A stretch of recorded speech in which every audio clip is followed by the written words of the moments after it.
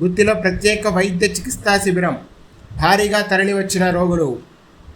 అనంతపురం జిల్లా గుత్తి మున్సిపాలిటీ పరిధిలో తాడిపత్రి రోడ్డు సమీపంలో ఉన్న ప్రజా వైద్యశాల హాస్పిటల్లో శనివారం ప్రజా వైద్యశాల ఇస్మాయిల్ ఆధ్వర్యంలో ప్రముఖ డాక్టర్ గోపాలం శివనారాయణచే 2 నెలలకు ఒకసారి మూర్ఛ వ్యాధి, షుగర్, బీపీ ఉన్నటువంటి వారికి ప్రత్యేక వైద్య శిబిరం నిర్వహించారు. ఇతర రాష్ట్రాల నుండి, ఇతర జిల్లాల నుండి భారీగా రోగులు విచ్చేసి వైద్య సహాయాన్ని సద్వినియోగం చేసుకున్నారు. ఈ సందర్భంగా డాక్టర్ గోపాలం శివనారాయణ మాట్లాడుతూ మానవ సేవే మాధవ సేవగా భావిస్తూ ఈ ప్రత్యేక చికిత్సా శిబిరం నిర్వహించారు. ఈ కార్యక్రమంలో డాక్టర్ ఆశాజ్యోతి, డాక్టర్ విజయ్ కుమార్, ప్రజా వైద్యశాల బృందం వెంకటనారాయణ, అనిత, ఉమామహేశ్వరి, సోయబ్ అఖ్తర్, శివప్రకాష్, నజీర్, అనిత, ప్రశాంతి, నందిని తదితరులు పాల్గొన్నారు.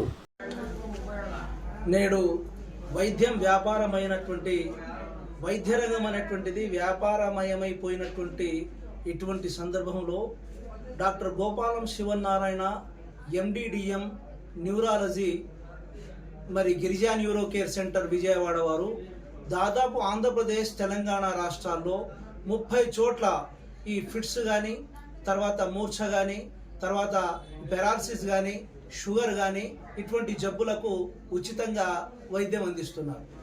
ఇందులో భాగంగా మన రాయలసీమ వెనకబడినటువంటి జిల్లాల్లో అనంతపురం జిల్లాలోని గుత్తి నందు ఈరోజు ఒక పెద్ద ఎత్తున క్యాంప్ అనేటువంటిది నిర్వహించడం జరిగింది.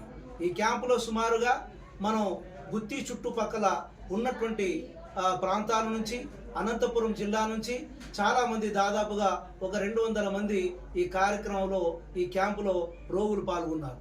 అంటే డయాబెటీస్ కానీ, లేకపోతే బీపీ కానీ, మూర్ఛ కానీ, పెరాలసిస్ కానీ ఈ జబ్బులతో బాధపడుతున్నటువంటి వారికి ప్రతి 2వ నెల 3వ శనివారం ఇక్కడ క్యాంపు నిర్వహించడం అనేటువంటి జరుగుతుంది.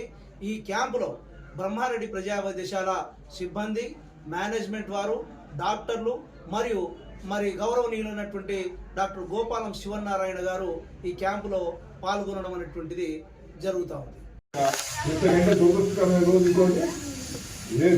మీరందరూ సమయంతో ఉండండి, మీరు మూర్తిగా ఉండండి.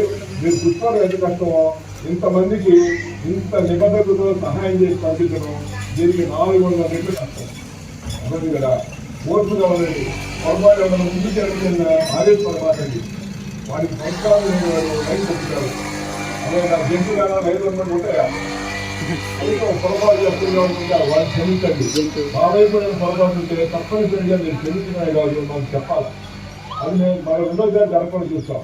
ఒకసారి జరిగితే పొరపాటు, 2వసారి జరిగితే అది నిర్లక్ష్యం అవ్వచ్చు, లేకపోతే మా అజ్ఞానం అవ్వచ్చు, లేకపోతే దుర్మార్గం అవ్వచ్చు. జరగకూడదు. పొరపాటు. సో మీరు కూడా అలాగే ఉండండి. మన దేశానికి ఏదో ఒక మంచి పని చేయండి. రోడ్డు మీద కనీసం ఒక చెత్తకాయతోనే తీయండి.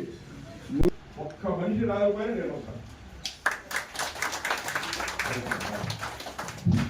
ఈ కార్యక్రమంలో నిజాం గారు ముందుకు రావాల్సిందిగా నేను మనవి చేస్తున్నాను. నిజాం గారు ప్లీజ్. ఎందుకంటే మా స్టాఫ్ కాదు కానీ మా కుటుంబ సభ్యుల కంటే ఎక్కువ వారు ఈ టెక్నాలజీకి సంబంధించి, కంప్యూటర్స్ సంబంధించినటువంటి అనేక పరిజ్ఞానం ఉంది. ఎంతోమంది విద్యార్థులకు ఆయన ఉచితంగా పంపిస్తాము. ఇదివరకు చూసినటువంటి వాళ్ళందరికీ కూడా ఇక్కడ స్లిప్పులు ఇస్తారు. ఆ స్లిప్పుల ప్రకారం మీకు పిలిస్తే మందులు తీసుకొని మీరు వెళ్ళిపోండి. ఇక్కడ ఉన్నటువంటి వాళ్ళు, కొత్తగా వచ్చినటువంటి వాళ్ళు ఉండి వాళ్ళు చూపించుకొని వెళ్ళండి. మరొకసారి మన ప్రాంత ప్రజలుగా మనం అందరం కూడా కలిసి గోపాలం శివనారాయణ లాంటి మానవతావాది మరింత కాలం ఆరోగ్యంగా మనలాంటి పేదల కోసం వారు క్షేమంగా ఉండాలని మనస్ఫూర్తిగా కోరుకుంటూ గట్టిగా హర్షధ్వానాల మధ్య చెప్పట్లతో కృతజ్ఞతలు తెలియజేస్తున్నాం సార్. ఈ కార్యక్రమం మా డాక్టర్ అమ్మ ఆశాజ్యోతి గారు వచ్చినారు. ఒకసారి లేచి కనబడండి మేడం. ఒకసారి మేడం గారు ఆమె వచ్చారు. తర్వాత మా డాక్టర్ గారు విజయ్ కుమార్ గారు కూడా ఉన్నారు. వారికి కూడా మా సంస్థ తరఫున ధన్యవాదాలు తెలియజేస్తూ ఈ కార్యక్రమాన్ని తెలుపుతున్నాం. Thank you sir.